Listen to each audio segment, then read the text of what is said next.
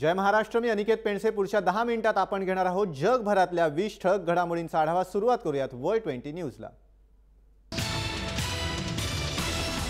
भारतीय अवकाश संशोधन संस्था जानेवारीत 83 उपग्रह अवकाशात सोडणार आहे. यामध्ये तब्बल 81 उपग्रह परदेशी असणार आहेत, तर 2 उपग्रह भारताचे असणार आहेत. एकाच रॉकेटच्या मदतीने तब्बल 83 उपग्रहांचं प्रक्षेपण करून जागतिक विक्रम करण्याची संधी भारताला मिळणार आहे.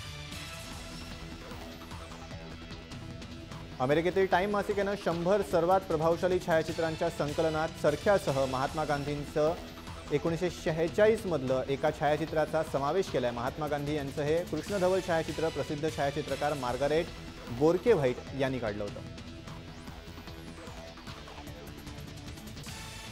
BAE सिस्टीमच्या अमेरिकन कंपनीकडून भारतीय लष्करासाठी वजनानं हलक्या पण जोरदार मारक क्षमता असलेल्या M777 जातीच्या 145 हॉवित्झर तोफा खरेदी करण्याचा औपचारिक करार करण्यात आलाय. हा करार सुमारे 5,000 कोटी रुपयांचा असून तो भारत आणि अमेरिका या 2 सरकारांमध्ये करण्यात आलाय.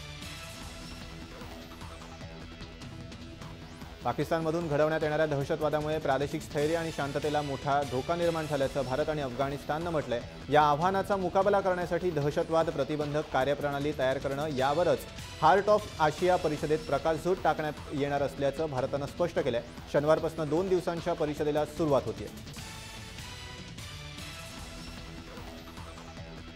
बिझनेस मॅगझिन फॉर्च्यूननं देशभरातील 50 ग्लोबल कॉर्पोरेट्स हेड्सची यादी प्रसिद्ध केली आहे. या यादीत मायक्रोसॉफ्टचे CEO सत्या नाडेला, HDFCचे MD आदित्य पुरी, मायक्रोकार्डचे CEO अजय बंगा आणि AO स्मिथचे CEO अजित राजेंद्र यांच्या नावाचा समावेश करण्यात आला आहे.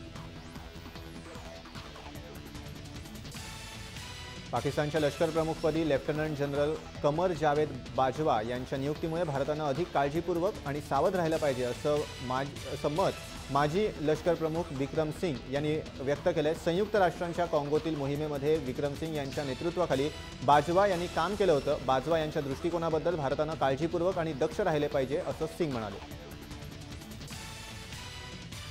पाकिस्तानचे पंतप्रधान नवाज शरीफ यांनी अमेरिकेचे नवनिर्वाचित राष्ट्राध्यक्ष डोनाल्ड ट्रम्प यांना फोन करून त्यांच्याशी बातचीत केली आहे. नवाज शरीफ यांच्याशी बातचीत झाल्याच्या वृत्ताला ट्रम्प यांच्या प्रवक्त्यानं दुजोरा दिलाय. नवाज शरीफ एक जबरदस्त माणूस असल्याची स्तुती डोनाल्ड ट्रम्प यांनी केल्याचं वृत्त स्थानिक प्रसारमाध्यमांनी दिलंय.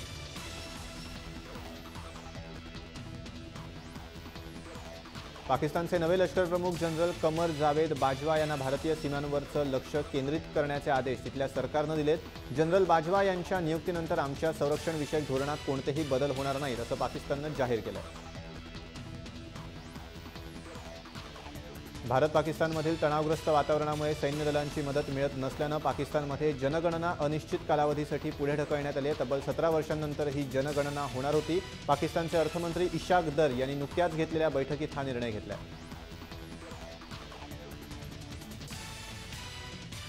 येत्या 20 जानेवारी रोजी अमेरिकेचे राष्ट्राध्यक्ष म्हणून पदभार स्वीकारल्यानंतर आणि त्या पदावर असेपर्यंत उद्योग व्यवसायाच्या अवाढव्य साम्राज्यापासून पूर्णपणे दूर राहू असं नियोजित राष्ट्राध्यक्ष डोनाल्ड ट्रम्प यांनी बुधवारी जाहीर केलंय.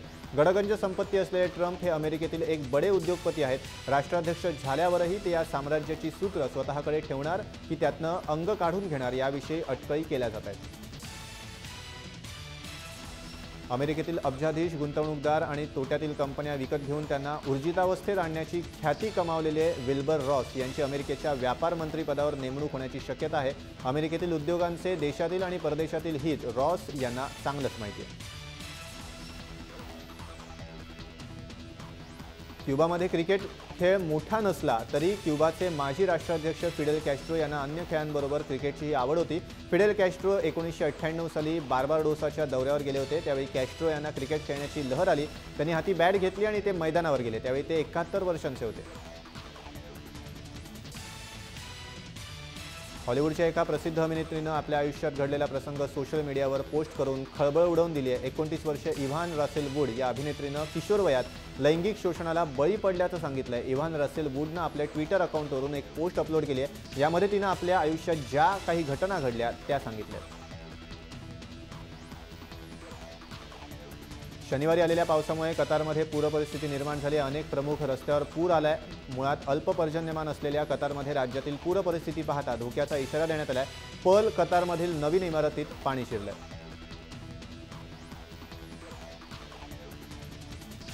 5 दशक चाललेलं युद्ध, 4 वर्ष, कोलंबिया काँग्रेस आणि फार्क बंडखोरात चाललेला वाद अखेर शांतता करारानं मिटलाय. FARC अर्थात फार्क बंडखोरांना देखील राजकारणात यामुळे प्रवेश मिळणार आहे, कोलंबिया काँग्रेसनं अशी मान्यता दिली आहे. गुरूसारखा उष्ण दाट आवरण असलेला बाह्यग्रह शोधण्यात आला असून तो पृथ्वीपासून 1800 प्रकाश वर्ष दूर आहे. सूर्यासारखा 6 अब्ज वर्ष जुन्या ताऱ्याभोवती हा ग्रह फिरतोय. अधिक्रमणामुळे तो सापडलाय. ग्रहाचं नाव एपिक बी असं असून तो नासाच्या केपलर K2 मोहिमेत प्रथम शोधण्यात आला. इतर देशांप्रमाणे पाकिस्तानला बुलेट ट्रेन न परवडणारी असल्याचं वक्तव्य पाकिस्तानच्या रेल्वे मंत्र्यांनी केलंय. ख्वाजा रफीक यांनी ही माहिती पाकिस्तान संसदेत दिली. चीनसह झालेल्या करारात पाकिस्तान 46 अब्ज रुपये खर्च करून ताशी 160 वेग मर्यादेचा नवा प्रकल्प तयार करणार आहे.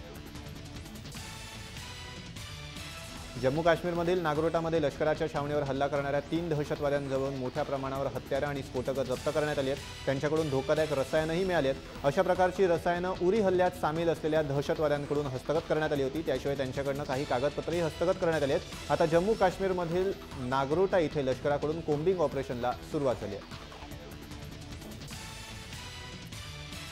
सिरियाच्या बंडखोरांना त्यांच्या शक्तिशाली गड समजल्या जाणाऱ्या पूर्व अलेप्पोच्या उत्तरेकडील सगळ्या वसाहती गमवाव्या लागल्यात. बंडखोरांच्या कारवायांनी त्रस्त झालेलं हे शहर परत ताब्यात घेण्यासाठी लष्करानं केलेल्या कारवाईचा हा परिणाम होता, असं सिरियातील मानवी हक्क गटानं म्हटलंय. जगातील उंच इमारत असलेल्या बुर्ज खलिफाची स्वारी फत्ते केलेल्या फ्रान्समधला एलन रॉबर्ट यानं आता बार्सेलोनामधल्या एका गगनचुंबी इमारतीवर चढाई केली आहे. विशेष म्हणजे 54 वर्षीय एलन 38 मजल्यांच्या इमारतीवर कोणत्याही सुरक्षा उपकरणांविना अवघ्या तासाभरात चढला. या इमारतीचं नाव तोरे अगर टॉवर असून ती पूर्णतः काचेनं बनवण्यात आली आहे.